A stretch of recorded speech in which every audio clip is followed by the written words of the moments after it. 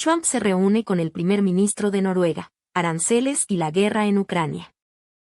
Únete a nosotros mientras el presidente Trump y el primer ministro Stoltenberg discuten sobre comercio, paz y relaciones internacionales. Well, thank you, Mr. President. This year is 200 years since the first immigration from Norway to the U.S. We come here early in your term. Appreciate that you take time. We have highlighted that very close cooperation. We are allies. We look after security in the north, in the Arctic. A lot of confidence between our services. We have discussed in detail the war in Ukraine. I have saluted the President for his initiative to make progress towards something that can be a ceasefire and an end to this terrible conflict. It is a complex picture, but it needs political will and push. And we have exchanged ideas on that. And then I think the President and his team have been open to hear our perspectives. And on trade, we have also emphasized that we can benefit, both of us, by trading. We can be complementary, and we can find good solutions. But first of all, I appreciate, Mr. President, the spirit and the tone of this conversation, which has been confirmation of a very strong partnership. Thank you very much. Appreciate it. Any questions? Yes. First, Mr. President, have you spoken about the tariff that you want to impose on Norway? Is there a chance that you can lower? We spoke about trade, and we understand each other very well. I think we'll have no problem. You think that you will get an agreement? I think we'll have no problem whatsoever with Norway. Mr. President, to discuss a possible visit to Norway? To discuss a possible visit for President Trump to We Norway? didn't, but I love it. I mean, I've been there, and it is a beautiful place. They have. But I told the President that, he is receiving us early in the term. He's welcome to visit Norway. We would like to have him, and it will be another way of emphasizing this strong friendship. Mr. President, Norway has been a staunch supporter of Ukraine since the Russian invasion in 2022. Has something been discussed here today that may have altered your views on things? No, we want to, very simply, I have no allegiance to anybody. I have allegiance to saving lives, and I want to save a lot of lives. A lot of young people, mostly young people. It's the war. It's the soldiers, and if we can do that.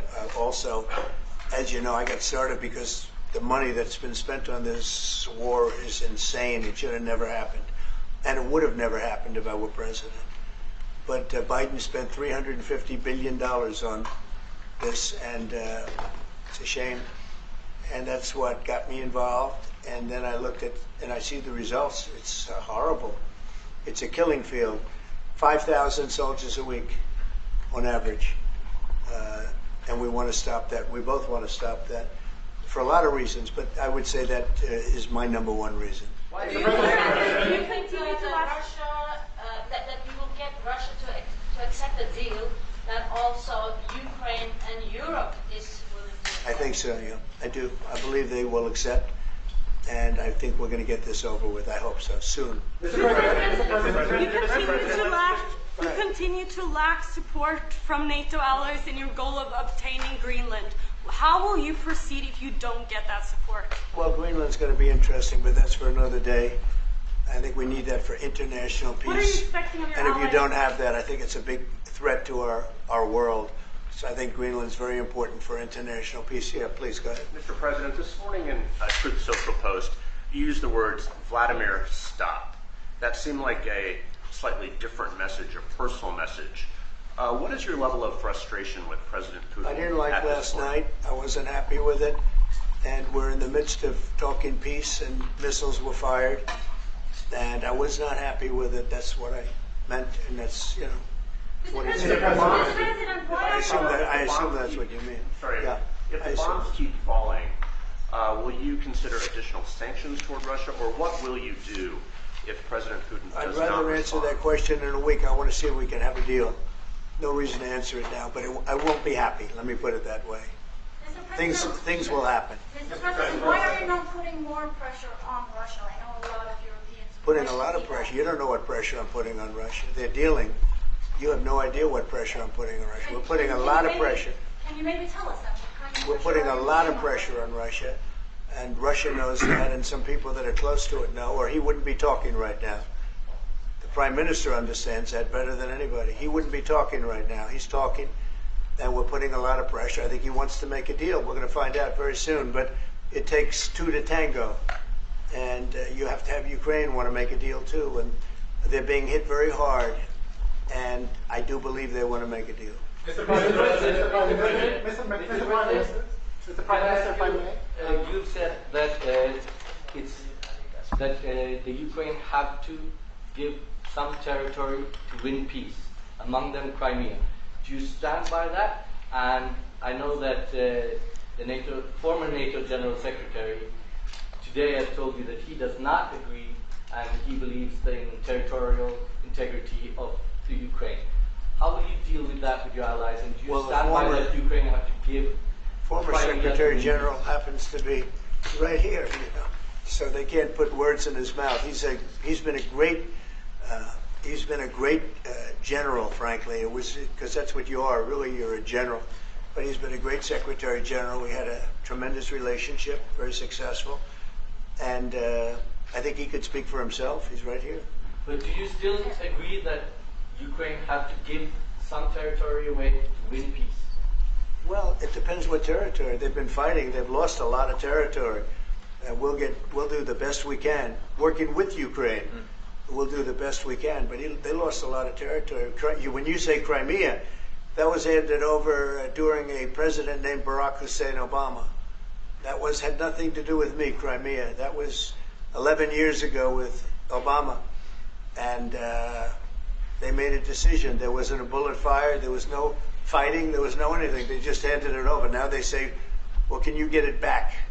I think that's going to be a very difficult thing to do. That was given by Barack Obama when he was president, not by Donald Trump. Thank you, Mr. President. You had a long meeting, Mr. President. Proposal that you put on the table. It's a 30-day ceasefire proposal. Your national security team presented it to both Ukraine and Russia. 2 months ago, Ukraine agreed to that ceasefire proposal. Immediately, Russia has not. And my question is Russia the obstacle to peace based upon that, just getting to that 30-day ceasefire? I don't think so. I think that they both want peace right now. They're ready to do something. We'll see what happens. Complicated, very complicated. But I think they are both very much looking to make a deal. Marco, what would you say? Well, first of all, what was put before our partners was options to discuss about things that it would take to end a war. This war is endable. Both sides just have to agree to it. We've shown them a pathway forward. We've discussed those ideas. It was a good meeting yesterday. There'll be good meetings over the weekend. We've shown them the finish line. We need both of them to say yes. But what happened last night with those missile strikes should remind everybody of why this war needs to end. It's horrible those missiles landed. What's even worse is there are today people that were alive yesterday that are not alive today because this war continues. And the president wants to stop it. And everyone should be thanking the president for being a peacemaker and trying to save lives. That's what we're trying to do here. It's not our war. We didn't start it, as you know. But we're trying to end the dying. We're trying to end the destruction. And we've shown the path forward. We can see the finish line, but both of them have to get there. We're going to do everything we can to help them get there, but they have to ultimately say yes. And we are using a lot of pressure on both. You know, if you think we're just in there because we're nice people, and we are nice people, but we're using a lot of pressure on both. What concessions, Mr. President, and to your national security team, what concessions has Russia offered up thus far to get to the point where you're closer to peace? Stopping the war. Stopping taking the whole country. Pretty big concession. Mr. President, if you are going to take down the tariffs, what do you want Norway to buy more of from the U.S.? To buy more? Well, you don't need snow. You don't need skis. You don't need ski champions either, right? You have a lot of them. We just want to keep the relationship the way it is. We've had a great relationship. I think now maybe closer than ever, but we've had a great relationship with Norway. I think just keep it the way it is. You can't do better. Really? Not even by, say, a fight? Well, if they want to give us some additional concessions, that's okay. You can't do much better. Yes, yes. Mr. President, you had a long meeting with Norway today. You said that Norway is doing a lot of things right, but on the Ukraine, if I can ask both you and the Prime Minister, did you find common ground today on Ukraine and the peace plan? Totally. It's totally common ground. The Prime Minister can speak about it, but I can just say he wants to see people stop dying more than anything else, and he'd like to see it end. He's going to help us end it. Can I say that to move towards an end of this war, U.S. engagement is critical, and President Trump made that possible. That is clear, that is obvious, it's really happening. Now the important thing is that both parties have to know that they have to deliver, and they have to feel the pressure to deliver. Ukraine is under attack. They are defending themselves. Lives are being lost. And we believe very firmly that there needs to be a ceasefire, the initiative taken by the US some time ago. It needs to be respected. And then to move on to something which both parties can own. That is the complicated part in such a dramatic war. And here I believe Europeans and Americans working together, as we do much closer now. And I salute the team of President Trump of being, open in that process. We had a good discussion on this today. And then we have to move on, and we cannot lose time because this is too much drama happening. One thing is people losing their lives, but it is a bad thing for Europe, and it's a bad thing for the world to having such a broad conflict going on. It can have ramifications far beyond Ukraine. Mr. President, follow-up question on China. Mr. President, I forgot my question. I wanted to ask about. Sorry, that happens. It happens sometimes. Yeah. No, Mr. President, I wanted to ask about the. Zelensky has said that he wants more Patriot missiles. So far, has been no response from the United States. If you and the United States decides to pull out of negotiating for peace, trying to broker peace, does that also mean a no on Patriot missiles, a no on sharing intelligence with Ukraine? Let's see what happens. I think we're going to make a deal. And if we make a deal, that'll be wonderful. We won't have to worry about your question. You can ask that question in 2 weeks, and we'll see. But I think we're getting very close. The Prime Minister feels the same way, and we'll hopefully not have to answer that question. Mr. President, Norway is the third country to be officially invited to the White House after Liberation Day. Why did you invite Norway so soon to the White House? Because I like them. And I like your Prime Minister, and I like the way your government runs. And I respect the King. He's highly respected in Norway. It's a great thing, not an easy thing to do. He's done a great job. Yeah. Would you like an invitation to visit the King? Absolutely. You get me that invitation. I just told the President he's welcome to visit Norway. President Trump, yeah, please. You said before that you like the Norwegian Petroleum Fund, and I'm wondering if that has been up for discussion today, the way that we have structured our money and whether. Well, this fund was created in the late 1990s to save for future generations the income from oil and gas. Norwegians should continue to work as hard, dedicated, innovate, and move forward, despite having these incomes, which we happen to be in the period of our history where we can harvest, and we have transferred that into investments, half of them, by the way, here in the United States. So I think this is a model which we have been able to explore. If we can share experiences, and we do with our colleagues in the US, you never copy this one-to-one, but there can be techniques and way of working that we have used in organizing our fund. Jens Stoltenberg was the finance minister when the first dollar entered that fund. So he is a safe hand to have as a finance minister today. What do you say? No, and as you said, Mr. Prime Minister, we are ready to sit down with the US to also work with them on if they want to establish a sovereign wealth fund, because we have a good experience with our fund.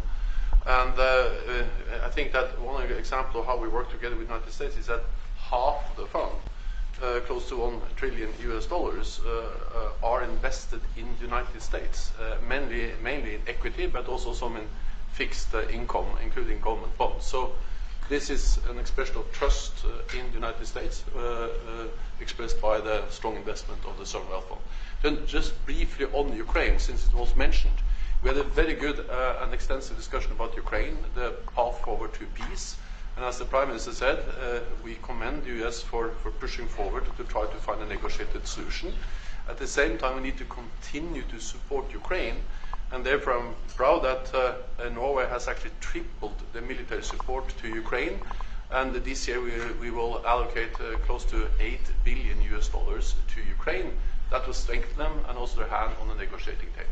If I may add to that, if there's a peace, and there will be a peace, we have a common responsibility in securing democratic Ukraine for the future. And the best security guarantee they can have is the ability to defend themselves. And we are investing in that. Mr. Prime Minister, Mr. President, as it relates to tariffs, Mr. President, when you unveiled your reciprocal tariffs on April the 2nd, the tariff rate for Norway was 15%.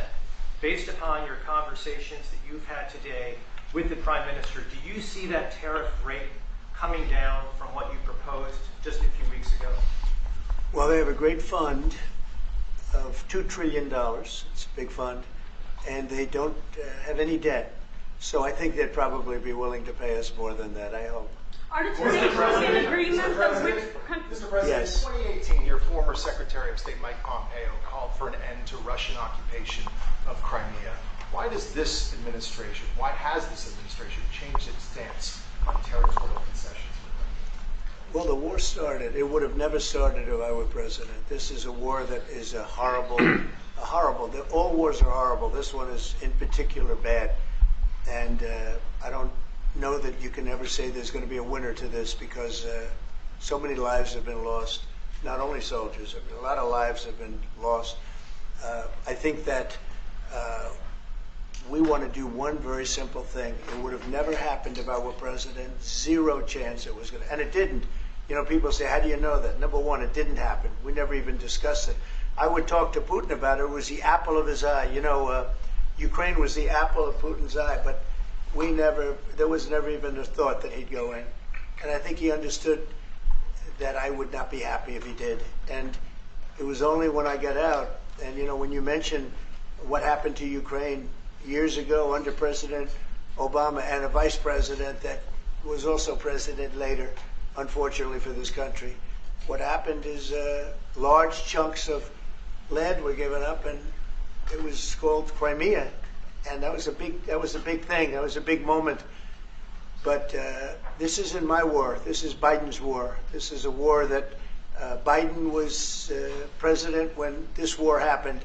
But I'm trying to put out the fire, and I think we'll be successful. And if we do, we're going to save a lot of lives. Otherwise, and the Prime Minister had a statement. He said, "This is just a point in time. We're very lucky because this is a point. And if this doesn't happen, this could go on for a long time." Mr. President, will you have meetings with other world leaders when you're in Rome, sir? Future Democrat president? I don't think he will. I think he wants to make peace. I think he wants to end it, and I feel pretty confident of that. But we're gonna know pretty soon. Mr. President, will you have meetings with other world leaders when you're in Rome? Yes, I will. Which leaders do you want to meet, sir? Well, I'd like to meet them all. That would be nice. I'd like to take care of all of them, but we have many of them there, and they all want to meet. They want to meet about trade. And we are making some great inroads and great deals. You might want to speak about that, Mr. Secretary. We had a very successful bilateral meeting with the Republic of South Korea today. We may be moving faster than I thought, and we will be talking technical terms as early as next week, as we reach an agreement on understanding as soon as next week. So South Koreans came early, they came with their A game, and we will see if they follow through on that. President, Do you think you deserve the Nobel Peace Prize if you manage to create? Do I deserve the Nobel Peace? If you manage to create peace? Well, maybe for the Abraham Accords. I don't want to get ahead of myself on this one, but they say for the Abraham Accords. And by the way, speaking of that, we're going to be filling it up. A lot of countries want to come into the Abraham Accords. We have 4. And Biden did nothing on that one, too. It's the same 4. But they're great countries, and they were brave doing it, and it's worked out very well. And we're going to be filling up the Abraham Accords. They're going to be, I think, filling it up very rapidly. Marco, could you say something about that? There's great, enormous opportunity to grow the Abraham Accords. But I would just point to one thing. Of all the leaders in the world today, no leader is working harder to prevent wars or end them than President Trump is right now. That's why we're talking to Iran. That's why we're engaged with Ukraine and Russia. It's the desire to prevent these wars from breaking out and to end the ones that exist already. And again, I just think it's tremendous for our country to be led by a president who desires to bring peace and establish peace and protect peace. So it's hard work. Mr. President. You know, Marco just mentioned something that maybe we should talk about for just a second, if we could, Mr. Prime Minister. And you're involved in it too, because you've been involved in the world and peace. But I think we're doing very well with respect to Iran, and we're having very serious meetings. And there are only two options, and the one option is not a good option. It's not a good option at all. And I think we're doing very well on an agreement with Iran, but that one, we're doing a lot of things, I will say, but that one is well on its way. We could have a very, very good decision, and a lot of lives will be saved.